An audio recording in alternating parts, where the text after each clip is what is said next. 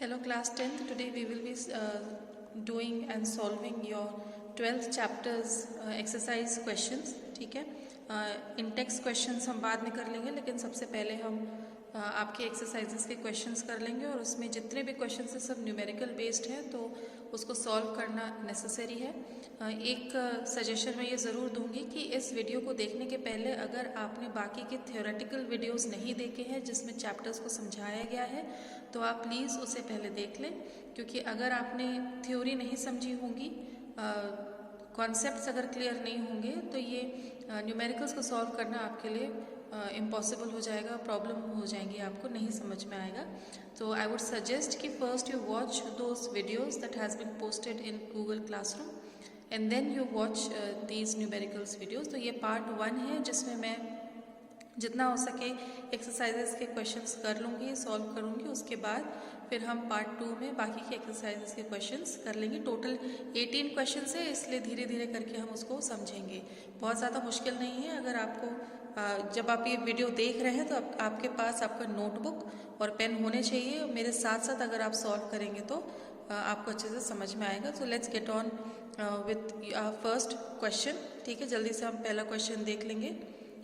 Question 1 में एक there is a piece of wire जिसकी रेजिस्टेंस R है और जिनको 5 इक्वल पार्ट्स में कट कर दिया गया। ठीक है, और जो 5 इक्वल पार्ट्स है उन्हें पैरेलल सर्किट में जोड़ दिया गया। ठीक है, if the equivalent resistance of this combination is R, यानी कि जो इनका इक्विवेलेंट रेजिस्टेंस है उसका R डैश है, तो हमको ये बताना है कि R अपॉन R डैश का रेशियो क्या है। ठीक है, क्या क्या चीज़ें हमारे लिए दी गई है वो हम देख लें पहले। ठीक है, resistance of wire equals to R। किसी भी वायर का जो रेजिस्टेंस है that is always equally proportional to the length. ठीक है, अगर पूरे वायर के रेजिस्टेंस R है तो जितने भी इक्वल पार्ट्स रेजिस्टेंस के 1/5 हो जाएंगे। क्यों? क्योंकि रेजिस्टेंस जो होता है दैट इज L के प्रोपोर्शनल होता है, यानी कि लेंथ ऑफ वायर जितनी ज़्यादा है रेजिस्टेंस उतनी ज़्यादा होगी, लेंथ जितनी कम होगी रेजिस्टेंस उतनी ज़्यादा होगी। ठीक है, इसको अगर हमने 1/5 किया है लेंथ को तो रेजिस्टेंस भी 1/5 हो जाएगा। ठीक है, रेजिस्टेंस ऑफ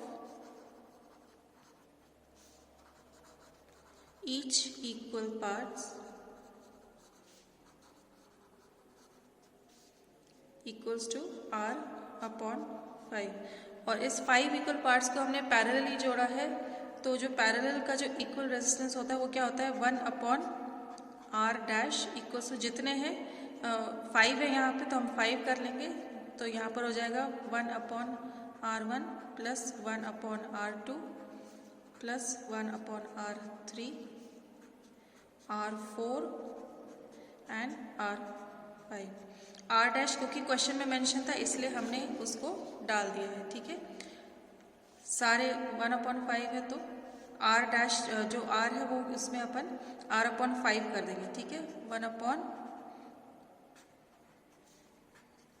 सारे रेजिस्टेंस इक्वल है, R/5 है। ठीक है, अपन ने यहाँ पर लिखा था।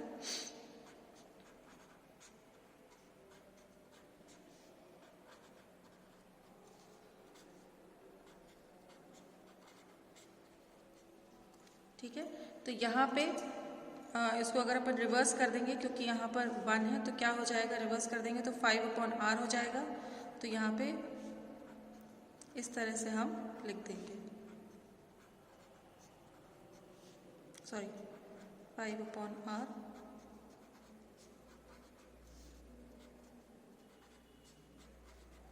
ठीक है,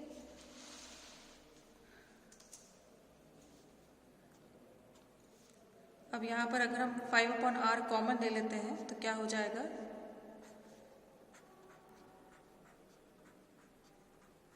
यहाँ अगर 5/R अपन कॉमन ले लेंगे तो इधर 1 बचेगा। ठीक है, ठीक है, तो अब क्या होगा यहाँ पर 5 हो गया। ठीक है, इधर पे यहाँ पर हमारा 5 1 + 1 + 1 इधर 5 हो गया, तो इसमें क्या आ जाएगा, इसको as it is note down कर लेंगे 5/R और ये ब्रैकेट में 5 आपका हो जाएगा 25/R। ठीक है, अब यहाँ पर 1/R dash equals to 25/r। अब हमारा रेशियो हमको क्या पता करना है, यहाँ पे हमारा रेशियो हमको पता करना है r/r' इज, ठीक है।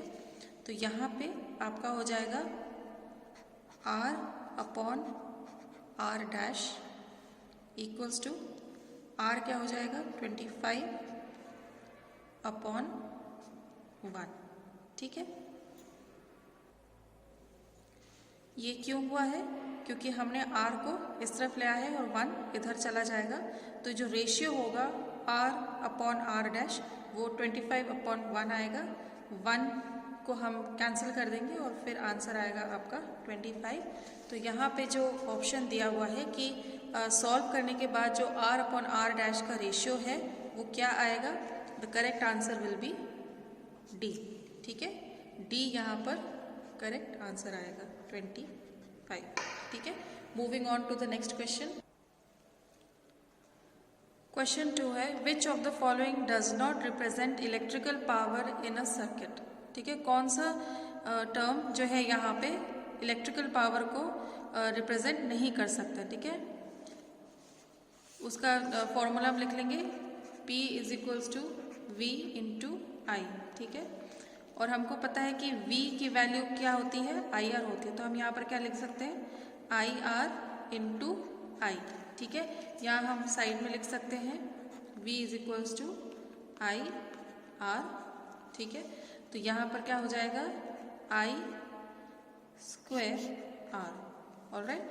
तो हम यहाँ पर ऑप्शन में चेक कर सकते हैं यहाँ पे कि इसमें से कौन से नहीं है जो इलेक्ट्रिकल पावर को रिप्रेजेंट कर सकते हैं। तो इनमें से अपने यहाँ पर आंसर आया है I²R, तो यहाँ पर ये ऑलरेडी दिया हुआ है और हमारा ये आ चुका है, तो that means it is not the answer, ठीक है, क्योंकि ये रिप्रेजेंट कर रहा है।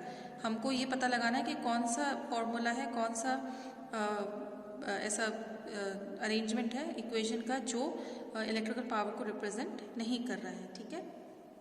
नेक्स्ट हम देख लेंगे, ठीक है, ठीक है।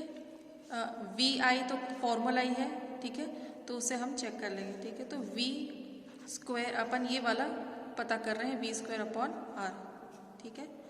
तो यहाँ पर ये हो जाएगा V² is equals to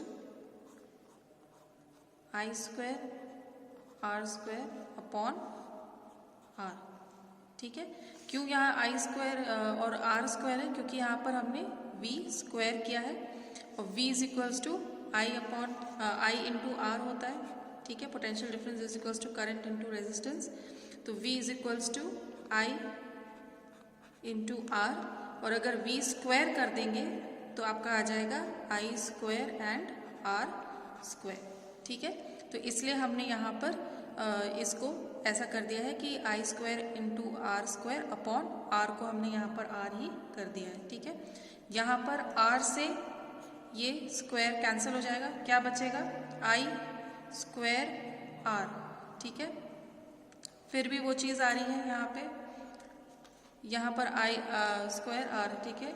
V into आई भी आ गया है, ठीक है, ना कि V इंटू R आए, तो ये B वाला आंसर हमारा करेक्ट आ जाएगा, यानी कि IR², ठीक है। यहाँ पर देखिए 3 ऑप्शंस ऑलरेडी आ चुके हैं हमारे पास। P is equals to VI, तो VI यहाँ पर है ऑलरेडी क्योंकि फॉर्मूला ही है। फिर I²R यहाँ पर है, तो वो यहाँ पर है ऑलरेडी। और V²/R को जब हमने सॉल्व किया तो उसका भी आंसर क्या आ रहा था I²R, that means V²R does represent the electrical power in a circuit. तो बचा क्या हमारे पास I²R, द सेकेंड वन। इस वाले को हम सॉल्व नहीं कर पाएंगे और इक्वेशन नहीं ला पाएंगे, that means it does not represent the electric power in a circuit, that is why B is the second answer, ठीक है।